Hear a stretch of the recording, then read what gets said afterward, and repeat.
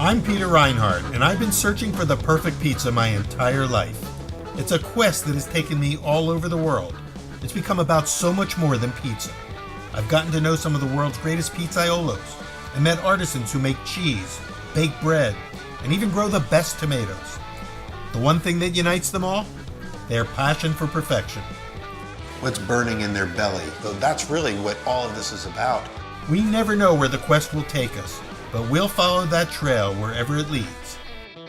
Welcome to Pizza Quest.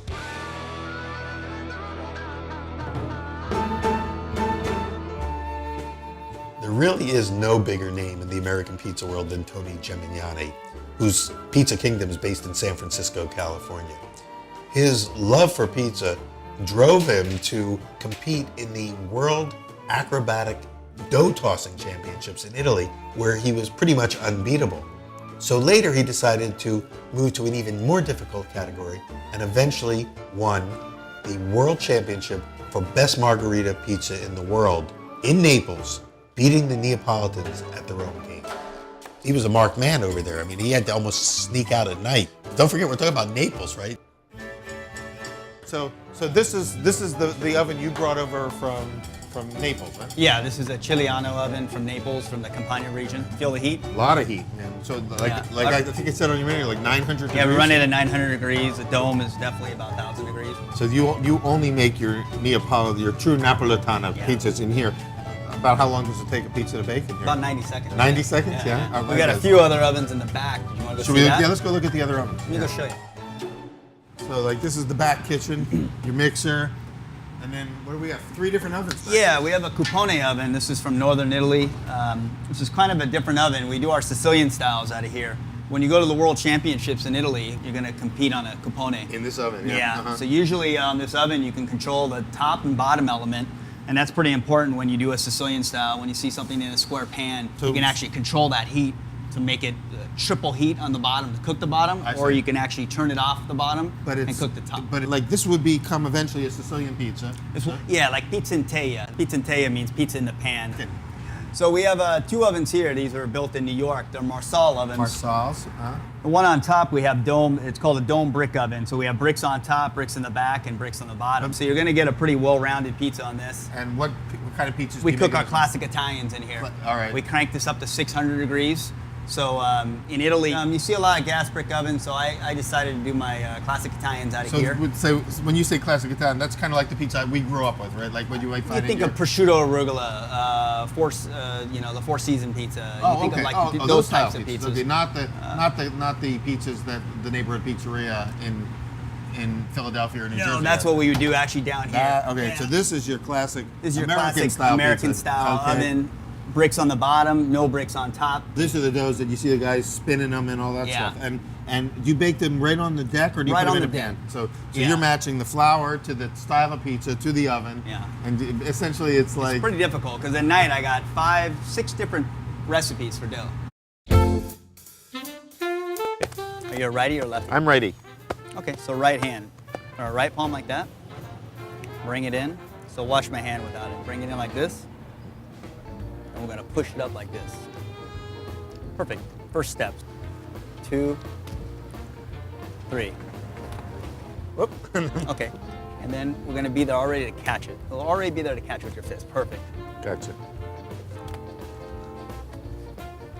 You get really good. You just start spinning your hand. Oh yeah, I can do that, yeah. You go across the shoulder. Toss wide, catch wide. Toss wide, catch wide. Also, when you toss a pizza, you don't catch it like that. You want to be the cool pizza tosser and like just have it come back to your hand. So you don't look like you're nervous, like you're scared. It should always come to your hands no matter what. Because if the dough knows you're scared, it's going to take advantage of you. It will, and you don't want the dough to get injured. All right.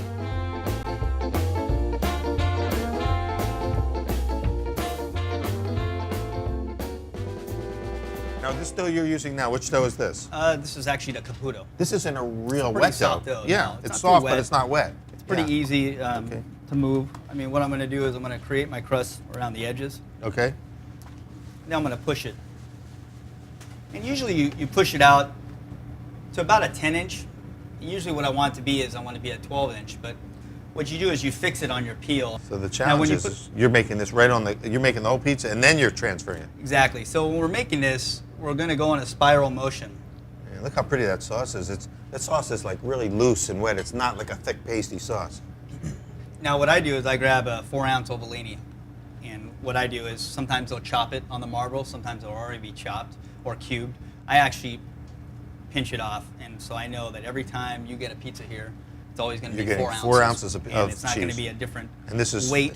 Fior di Latte. This is the cow's milk mozzarella. Yeah. So we have this, we're going to sea salt this, and we're going to go in a spiral motion like that. Okay. Now we have our basil. Now when it comes to basil, we tend to take off the Take stems. the stem. But you're putting the basil on before you bake it, not after. Exactly. And that's traditional, or does it matter? It is very traditional because when you're in a high heat oven like this, your basil is not going to shrivel up to nothing. And you put a fair amount of basil on there. Go spiral motion with the olive oil. So what Okay. I'll do is if you can hold it up here. Hold it here.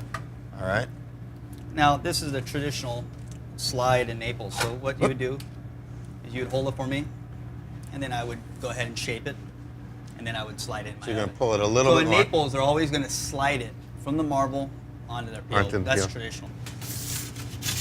We said 90 seconds, so we're about 15 seconds in, and already we can see it's starting to puff up. You're going to see a pretty good char already. Already, yeah, it's much hotter than that part of the bake. So you have to turn it in order to Exactly. even So it out. Closest to the wood is going to be your hottest area. So this side right here is going to be charring pretty quick. I have about 25 seconds left. You also have one pizza in there. Now, how many can you bake when you're in full tilt? I can do 3. You can squeeze 3 in there? Wow. So you see this pie? Yeah. It's pretty good. Now the Beautiful. bottom's good. Yeah. My bottom's good. What I'm going to do is I'm going to dome this real quick. And that dome is very, very hot. Probably. It's like 1,000 degrees. So you're getting a real blast of heat up there, baking straight down. That was So- it, just a few seconds above, Not too bad, huh? and that's it. Less than 90, about 90 seconds, maybe less even. And even the basil's still green, a little bit of char on it. Got beautiful caramelization of the crust there.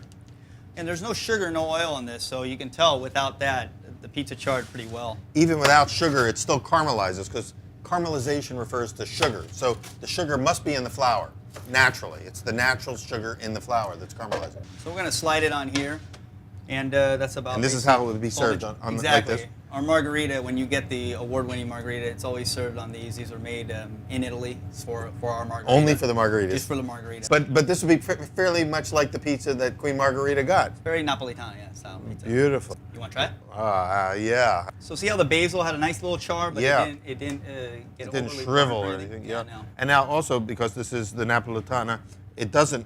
The slices aren't designed to stand straight out. No. But I could fold this like this. Again, really light tasting. The dough is slight sweet. Tastes like there's sugar in the dough because it's so sweet, but there isn't. None added. It's just the natural sweetness and sugars that's in the flour. The sauce is like, it's so bright. I mean, there's not just in color, but bright in flavor. I mean, it Really just taste that, pops that, off that the tomato flavor. That's what it's really all about, is that simplicity of pizza, going back to its roots, going back to what pizza really was in its heyday, and I think that's what you're going to taste right there.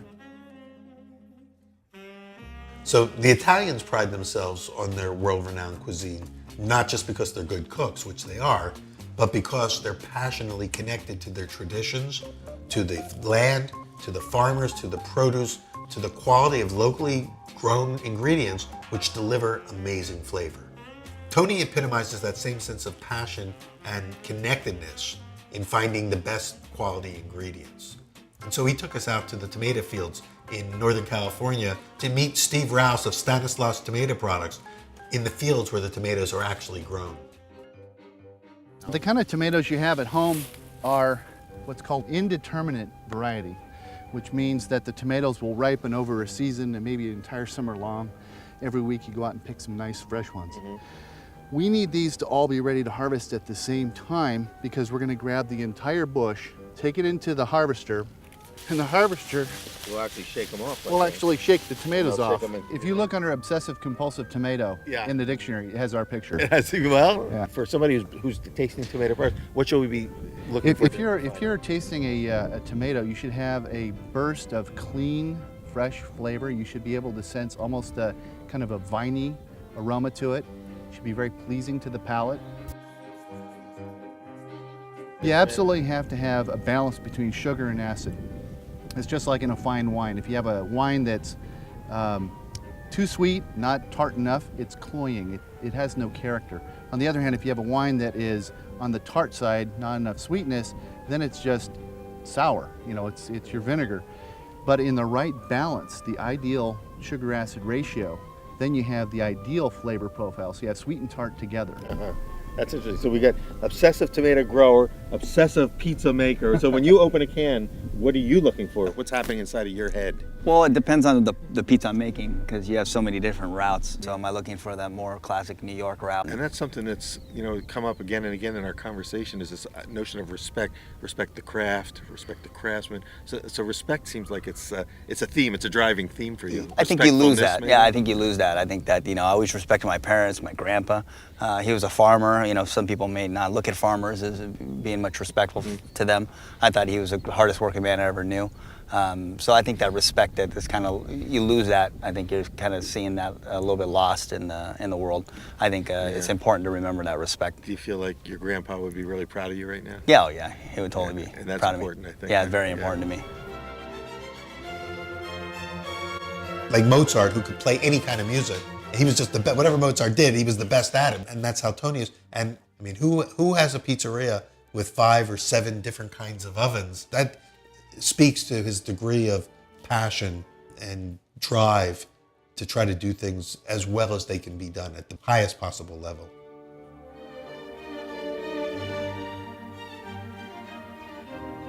Standing here looking over his city, as much as I love Tony, I can't help but wonder, now that I've found the Mozart of pizza, where will I find the other virtuosos of this craft?